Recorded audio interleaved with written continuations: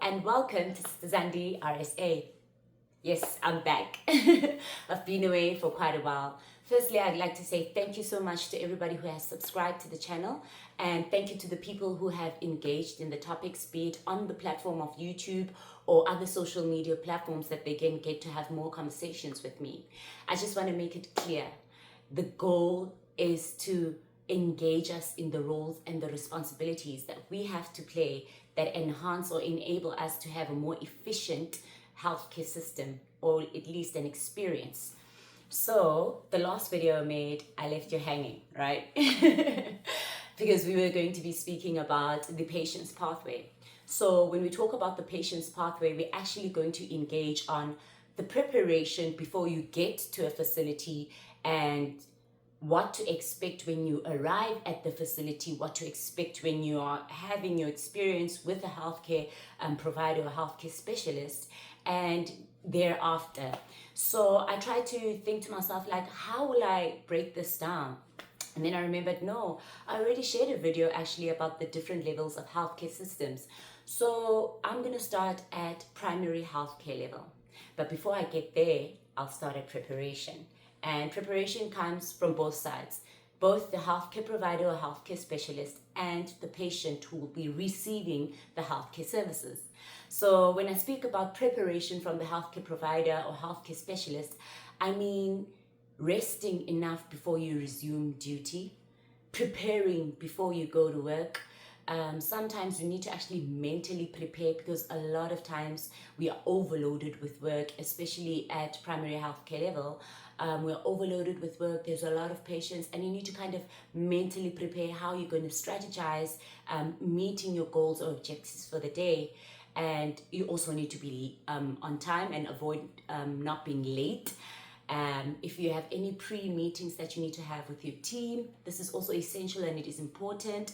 I have experienced this in my training years.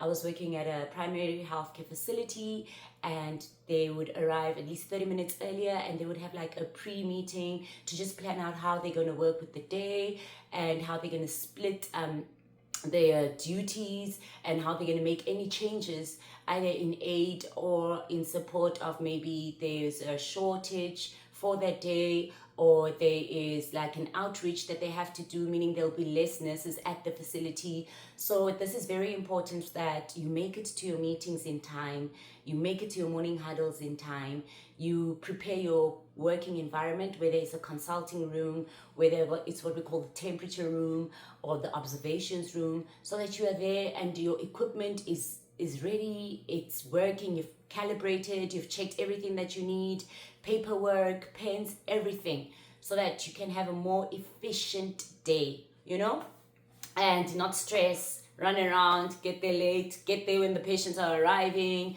And it's just to alleviate the workload stress. So it's very important to prepare before you go to work. This is for actually all healthcare levels, but because we're speaking of primary healthcare, I'm just going to channel into that particularly. And for our patients or the clients that we're going to be seeing in our primary healthcare facilities. So remember, our primary healthcare facilities are our clinics. We regard day hospitals as well. We regard CHCs, irrespective of the fact that some CHCs have either MOUs, which is maternity obstetric units, or ERs, which is emergency rooms that operate 24 hours. They are still falling under primary health care. So as a patient, I know that nobody plans being ill, but there are some instances where you have actually a referral date, or you are going for a follow-up, or you are going to just collect medication. Either the last time you were there, you didn't get the opportunity to collect the medication that was prescribed for you, or you ran out of meds, or you just want to inquire something from the previous prescription is just not working out for you. So we're going to focus on those that are, I would say, elective, in a sense that they knew that they're going to go to the clinic that particular morning.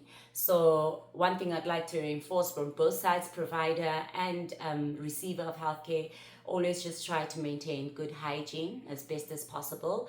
You don't need to smell like a rose garden, but just decent hygiene so that the experience is better for both sides. So you want to present yourself well on arrival.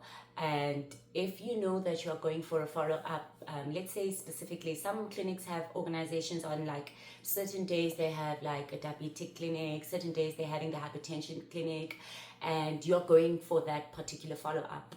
I know, and if many of you have parents that do this, by the way, that sometimes maybe 3 days in advance before the date that they are due to go to hospital, they are like on their game, eating well and taking their medication, which is a good effort.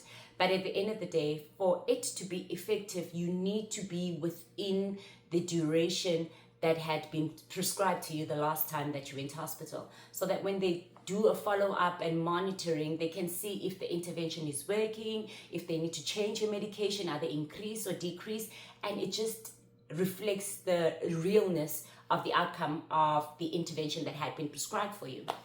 So please, from the time you leave the clinic, apply the prescribed interventions and method as per health education given to you by your healthcare specialist or a healthcare provider or medical provider that you had seen or had been attended by.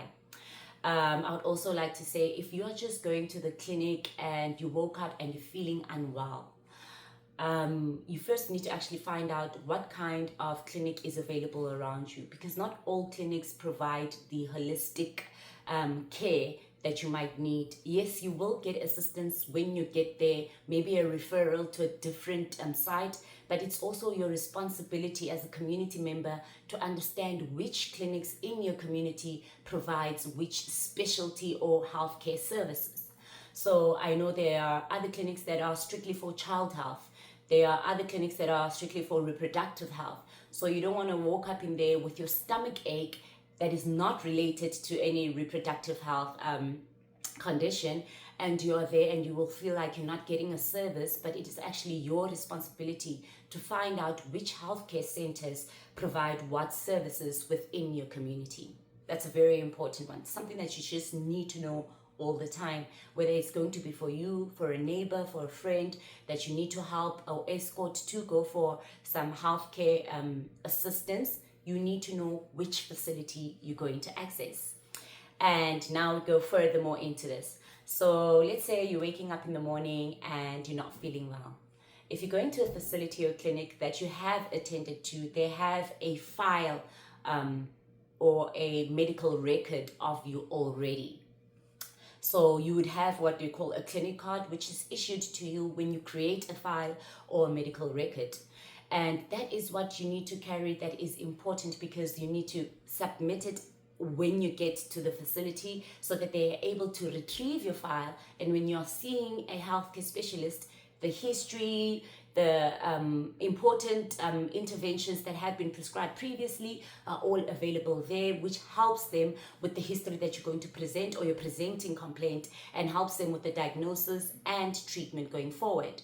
So furthermore, if you're going to be going for a follow-up, and even if it's your first time, when you go into a healthcare facility, if you're a person that is taking chronic medication, you're on chronic treatment, or you just started treatment, or you had a certain type of medication within, let's say, the last 5 to 10 days, please be aware and know the name of the drug or the treatment or the injection, whatever it is you are taking. Know the name, know the strength, and communicate how often you've taken it, and if you have had any side effects, so that it helps better with the assessment. Okay? And if you are a person that feels like it's your first time and you've never been there, make sure you have your ID card with you.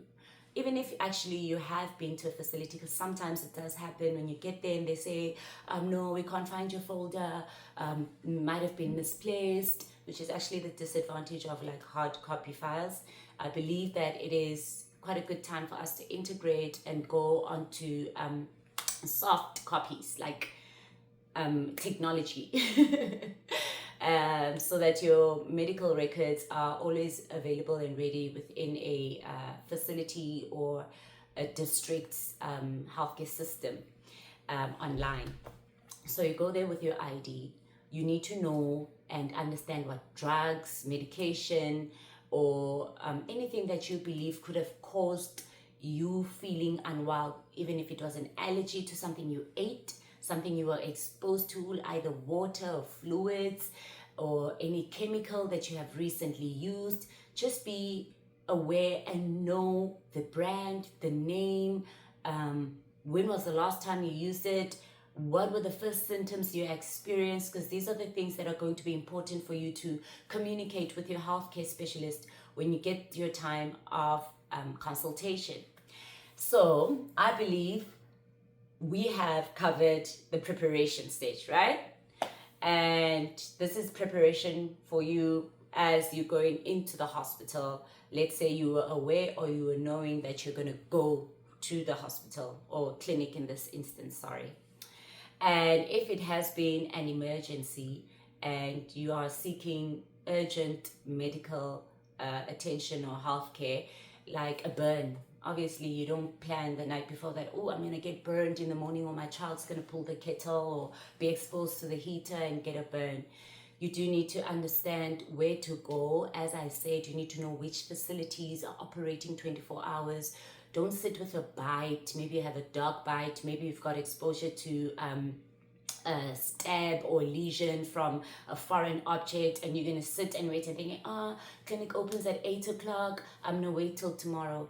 Something that is an emergency case that requires for you to get emergency attention so that early intervention can be applied in avoidance of any other further complications or early detection of bigger probable causes or bigger probable diagnoses.